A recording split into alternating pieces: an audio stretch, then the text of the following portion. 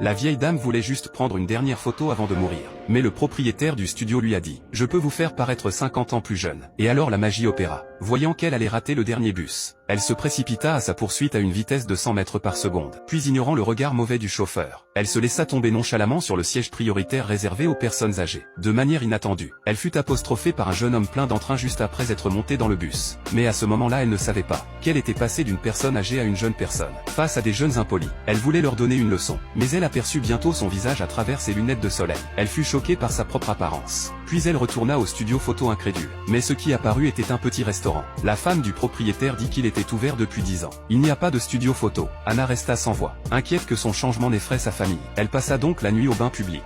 Mais elle se réveilla avec une surprise. Son corps était redevenu normal. Elle était même plus forte qu'un jeune homme. En observant la vieille dame à côté d'elle hébétée, elle se remémora sa vie difficile. Enceinte à un jeune âge, son mari partit gagner de l'argent pour n'apprendre que la nouvelle de sa mort soudaine.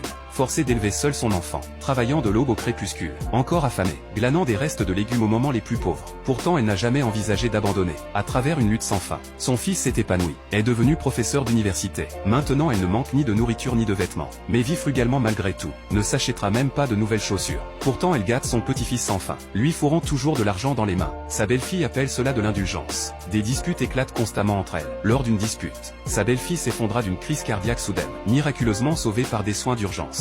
Mais elle ne s'attendait pas à ce que les premiers mots de sa belle-fille à son réveil soient de lui dire de se perdre. La cruauté transperça son âme. Cette nuit-là, la famille se réunit secrètement, discuta de l'envoyer dans une maison de retraite. Elle ne ressentait plus de colère maintenant, juste un retrait silencieux dans sa chambre. Le lendemain, elle organisa un festin d'adieu. La nuit, erra seule jusqu'à l'arrêt de bus, prête à prendre sa propre photo commémorative, avant d'entrer dans la maison de retraite. Mais le destin lui accorda une seconde chance. Cette fois elle vivra pour elle-même.